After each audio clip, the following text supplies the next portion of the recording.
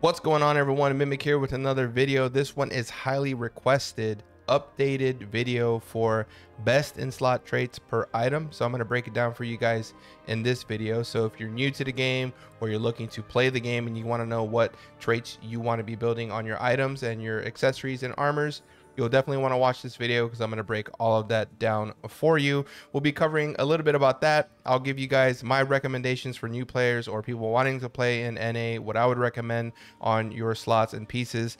We'll talk a little bit about each piece in depth on why you want those particular traits over others. And then, of course, I'll be going over the top 3 best traits per slot based on current game conditions. Real quick, if you guys haven't liked, be sure to hit the like button, comment if you have any questions, and sub if you want to give me some love. Let's jump in. So the meta is somewhat changing in the game.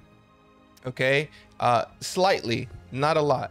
Let's talk a little bit about the best in slot traits on the items and what you guys should be building. Now, every single class, without a doubt, if you can get max health on your items, at least your armor pieces and your accessories, get max health. This is probably going to be a #1 best trait across all armor pieces. Doesn't matter if you're a tank, doesn't matter if you're DPS, doesn't matter if you're a healer or caster, it doesn't matter. If you're playing the game, your #1 trait that you want to try to prioritize is max health. Now, other people may tell you different things, but trust me, having more health in the game can be the difference between you being focused or not, between living or not. So I'm going to say #1, go with max health if your item can get it. Okay, now let's talk a little bit about the headpiece. We'll start from the head, we'll work our way down.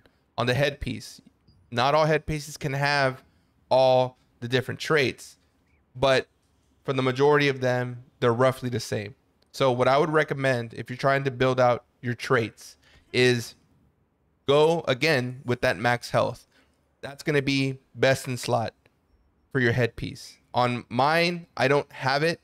I have different traits, but I can always switch it. So I'm probably going to switch it here in the next few days.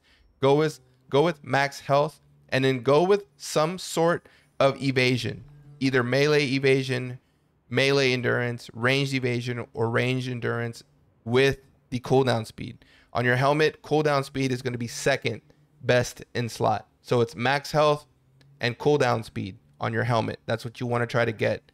Okay. Now, depending on your stats and how you're, building your tune out, for me, I have a lot of evasion based on my my skills that I have. They give me evasion. So in theory, I should be trying to balance that with endurance, but I'm kind of trying to go up a full evasion build. You can see on my helmet here, I've got ranged and melee evasion, and then I have that cooldown speed. Probably going to switch out the melee evasion and put max health if I can. But with your headpiece, just depending on what skills you have, go with either a ranged evasion or a melee evasion. If you have skills that give you evasion, then go with endurance. It's going to help you not get critted. Okay, so max health, cooldown speed, and then your choice of either evasion or endurance, depending on your playstyle and what your skills give you. If you got a lot of skills that are giving you evasion when you use them, then balance it off with having more endurance. Okay, that's my recommendation on the helmet. But again, you need to theory craft your own guide there. Okay, now with the armor piece, I'm actually getting another armor piece. That's why I haven't traded this out at all, because I'm going to be getting it in about 2 weeks. But same thing. With the armor piece, it's a little bit different. Some armor pieces can have different traits on them, but what I would recommend is if your armor piece can have max health, get max health on it. And then the next thing you want to do, again, depending on your build, is either endurance or evasion, whether it's going to be range or whether it's going to be magic. That's completely up to you. But top 3 would be the max health, one of the evasions, and I believe some of the different armors can have another trait probably better than ranged or magic evasion. I don't really, let me take a look here.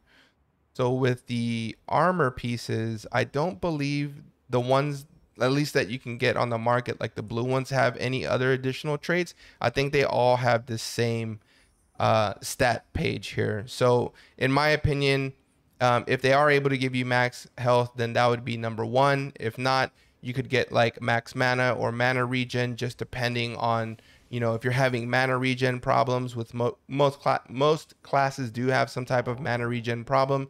You could go mana regen, or you could go max mana. If you're a caster, you can get more mana there, which means you can do more spells. And then your choice of either an endurance or an evasion. And you can pick whether it's ranged or magic. It just depends how you play. You can balance this out depending on what your stats are and what you're trying to get your stats to. That's for the armor piece. For your gloves, same thing here. Not all gloves can have attack speed on them. But some can. I would say attack speed is probably going to be best in slot for the gloves. And then again, the same with either the melee evasion or the ranged evasion / endurance. You pick whichever you want. So attack speed on gloves is going to be best in slot. And then your choice of either melee evasion, melee endurance, ranged evasion, or ranged endurance. The choice is up to you. And again, you could sub that out for either max mana or mana regen if you're a caster and or you have mana problems. So that is going to be my recommendation on the gloves. On the legs, same thing. You're going to want to get that max health on there. My legs do have max health. And then you can choose whether you want the same thing, magic evasion or range evasion / endurance. Or if you have a health regen build, you're trying to stack health regen, you could also go health regen as well. Health regen is really, really good as well. So just pick what you want. Personally, I would go with either like a ranged evasion or magic evasion into the max health. That would be the top 3 for the legs. Again, some legs cannot have certain traits, but the ones that have max health, you want to prioritize getting max health on your legs and getting that to +3 on blues as soon as possible. That is my recommendation for the legs. Now, the boots, same thing. The boots can give you max health. You're going to want to get max health on your boots, and some boots have movement speed on them. If they have movement speed, then movement speed is going to be best in slot trait for boots. Outside that, it's max health, and then again, a combination of either range or magic evasion / endurance. You just have to pick which one you like better, that fits with your playstyle and your particular build. Everyone is different, so I can't give you an exact build on what to build because everyone is different, but I'm at least trying to give you that top 1 or top 2 best in slot traits, which is going to be max health for boots or movement speed. Okay, that's my recommendation on the boots. Now on the cape, without a doubt, best trait for cape is going to be the skill damage resistance. You can see here this cape can get it, the elite assassin's cloak that I have. It's a blue item that you get early on, and skill damage resistance is going to give you pretty much a straight resistance to all damage, all skill damage spells. So it's a flat resistance. It's really good. It works on all damage spells, whether it's magic, range, melee, doesn't matter. You're going to get that constant resistance towards those skills all the time. So hands down, number 1 best skill damage resistance on Cloak. Second would be max health, which is what I have there. And then it's up to you if you want to go either health regen, if you want to go debuff duration, or if you want to go into one of the resistance here, weaken or bind. On mine, I went to weaken because I don't want to be weakened when I'm fighting, so I have a little bit of resistance there. And then of course the 3 slot there would be skill damage resistance, weaken resistance, and max health. That's what I went with on my Cloak. But again, your build may be a little different, so just sub one or the other out for whatever whatever's better for you. Maybe like if you're a tank, you may want to get debuff duration, right? Because you're getting a lot of debuffs all the time on tanks. You'll have less of those debuffs on you, so you may want to prioritize debuff duration over, let's say, weaken resistance or something like that. Okay, that's my recommendation on the Cloak. Let's move to the belt. On the belt, same thing. On the belt, you can, so some belts again cannot have max health, others can. On this belt, I can get max health. So my belt's a little scuffed. I have debuff duration on it, health regen, and I don't have the max health on it. But for the purple Duke's Magna belt, the best in slot would be the skill damage resistance. That's actually the one that you want on the belt. That's top 1 trait that you can have on your belt is skill damage resistance. So try to get that on your belt if you can. It's the best in slot trait for belt across all characters. The second would be the max health. Max health, so it's skill damage resistance, max health, and your choice of either debuff duration, weaken, or stun. Just depends what kind of tune you're playing and what you like. I think weaken resistance is pretty solid, and so is debuff duration. On mine, I have the debuff duration and the health regen, which is not the best. And then, of course, my third slot would definitely be that max health. And then I would probably switch out the health regen for skill damage resistance, and then that would make my belt like best that I could make it. So again, just to recap, skill damage resistance, max health, and then your choice of either debuff duration or weaken resistance on the belt. That's going to be the top 3 best traits for your belt. Okay, let's move to the necklace. Now my necklace is pretty goated.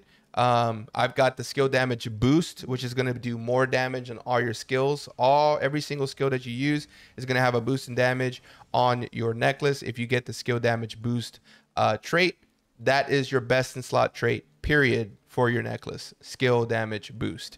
And then of course you could follow that up with either max mana, mana regen, or any of these other defenses. Buff duration, if you want your buffs on you to last longer, you could have buff duration. If you want to be able to weaken enemies, a higher chance to weaken them and land your weakens, you would go up weaken chance. If you're a caster and you have a sleep, you would want to go up sleep chance so that you have a higher chance to land that sleep on your enemy. And if you are having mana problems, you would want to go up max mana or mana regen. For me, I went up the skill damage boost. I do weaken a lot, so I have weaken as well, and then I have buff duration 4.5 for me because I buff myself with my spells and I want those to last on me longer. So that is a top 3 for me. It may be a little bit different for you, but for sure top 1 without a doubt on your necklace when you come start playing North America launch, get skill damage boost, period. Okay, moving on next to the bracers. Now again, the bracers are a little different. The purple ones, you can get max health on it. That's going to be best in slot. Max health, and then skill damage resistance. So actually, skill damage resistance would be top 1. Max health would be top 2. And then your choice of either health regen, debuff, collision, or silence. On mine, it came with collision already, which isn't the worst, but I would have much rather had the skill damage resistance or the max health. So what I'll probably do is I'll leave the collision on there, and then I'll get max health and skill damage resistance. But for top 1 trait on the bracers, 100% without a doubt, if you get bracers, try to get them with skill damage resistance on there. That's going to be top 1 trait for the bracers there. Okay, let's move on to the rings. Now the rings are pretty straightforward. They're going to come with skill damage boost. You want that on both your rings. I have it on my fortune ring, but I do not have it on my dimension ring yet because it's very expensive and I don't want to spend the money to get it. But if you're lucky and you do get the dimension ring with skill damage boost, that's what you want on both rings. Hands down, number 1 trait you can have on your rings, skill damage boost. Followed by skill damage boost is max health. You can get max health, which my ring has here, and then max health, which my ring has here. So max health is going to be top 2. And then of course the top 3 is whatever you want to, buff your character with. You could have buff duration if you want to have your buffs a little bit longer. If you're having issues with health regen, maybe you can stack a little health regen, and vice versa. If you want to land your prones and your collision, you could have collision chance or stun chance. It just depends what you want to build, but at least top 2, so you guys know, is skill damage boost and max health on your rings, hands down. Skill damage boost, max health. Then the third one, you can choose whatever is based on your play style. Okay, now on weapons, they're pretty straightforward. Hands down, you want any kind of heavy attack. If you're melee, it's going to be melee heavy attack chance. You can see on mine, I've got it maxed out to plus 80. It's same thing with this sword. It's going to be melee heavy attack chance there. And then of course, depends what you want, right? If you're doing a lot of stuns, you might want to go up stun chance. But personally, I think critical hit is going to be better on melee. You're going to want to stack that critical hit so that you have a higher chance of landing those critical hits every time you do damage, which is going to improve your DPS overall. And of course, once you have critical hit and melee heavy attack, you could maybe add some melee hit if you like, or you could go into the max mana, mana regen if you're having issues with mana. That's on both weapons there. If you're ranged, it's the same thing. It would call range heavy attack chance.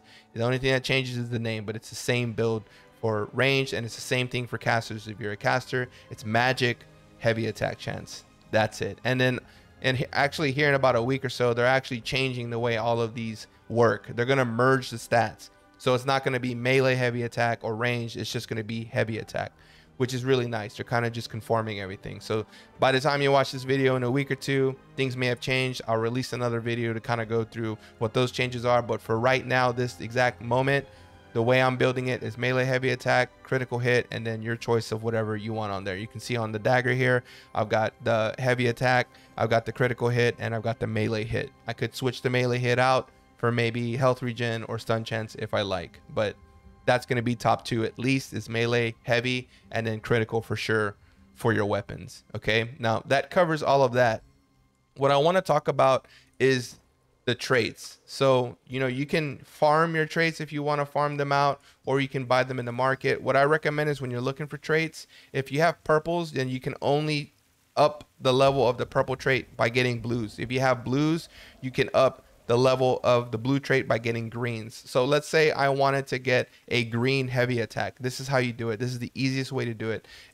You come to the great sword. Let's say you have a great sword, right? You come to the great sword, you come to the greens, because let's say you have a blue great sword and you want to put heavy attack on it. You want to up the trait on there. This is how I do it. I come to the greens, click it, come up here, click that, and then I look for the heavy attack, and it melee heavy attacks right here. You check that and hit apply, and now it's going to just show you all the melee heavy attacks. So you can come in here, buy a few. You could go back, click greatsword, go to the second one here, see if this one has heavy attack. It's got one for 75. That's a little expensive. Let's see if we can find it cheaper. Go back to the greatsword here, try this one, no heavy attack. Keep going, search here, this one, no heavy attack. Come down a little bit. This one does not have heavy attack either. Does this one have heavy attack? This one does have heavy attack. So first search the market and try to find the cheaper ones and then buy those. Same thing works for swords. You can do the same thing on the swords. Let's say you have a great sword, but you want to get a trait on it. You don't have to buy the great sword. You can do it from a sword, and you can do it from a dagger, and eventually you'll be able to do it from any item, because they're going to merge stats. So same thing, you come to the green sword, there it is. See, these heavy attacks are much cheaper than the other heavy attacks on the great swords. So if I was trying to buff my blue sword with heavy attack, I would buy these green ones. Look how cheap they are. They're only 10 lucent, 12 lucent, 13. The other ones were like 75. So you can get more chances to hit your heavy attack traits on these cheaper weapons. That's what I recommend you do when NA launch comes and you guys are trying to snipe these traits for cheap. Look at all these. These are all 10. You could get heavy attack chance on your blue weapons for cheap. Okay?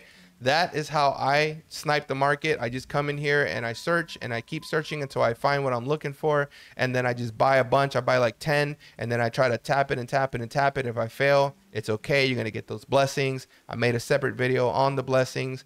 Check that out if you don't know what they are. But you just want to keep tapping and tapping and tapping until eventually you get all of your melee heavy attack like this dagger has. You can see I'm maxed out at plus 80. The next thing I'm going to do is try to get heavy attack on my sword, and then I'll try to tap that to plus 80 for you guys on a video, so you guys can watch me do it live. There's a bunch of content I'm coming out with in the next few days and weeks. You can see, look how many glowstones I've got. I've got 100, 200, 300, 400, 500, it's almost 600 weapon glowstones that I've been collecting, because I'm going to tap both my weapons to plus 9, and I want to show you guys how much it costs in gold wise to do that, and how much time it actually took me in game to farm all of this. And I'm going to do that in a separate video. As soon as I have the resources to be able to tap all my gear and all my weapons, I'm going to be breaking that down for you guys, so you guys can watch that one. That one's going to be a fun one. Another video I'm doing is I'm saving up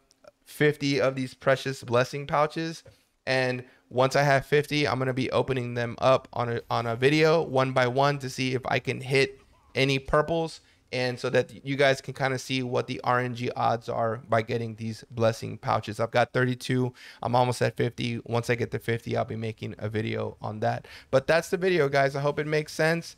These things are constantly changing. The best in slot traits can change. Metas can change. I wanted to do another video for you guys based on what I've been seeing in the game, and hopefully it helps you guys out that aren't playing the game yet, that are just trying to get knowledge on what traits you guys should be looking for when NA does come out. If you are playing the game. Hopefully this kind of broke down a little bit of what my theory is when I theory craft my traits on my armor pieces. Maybe you have something different. That's totally okay. That's the cool thing about playing an MMO, is you can build whatever you want. It's your character. These are just my opinions, and this is what I recommend based on what I see in the game, since I do play it every day, at least at the minimum 6 hours a day, which is quite a lot. But that's the video. Hope you guys liked it. If you did, smash the like button. And if you have any questions or concerns, drop them in the comment section. And if you want to give me some love, all you got to do is throw me a sub. Until next time, my friends, thank you so much. Peace.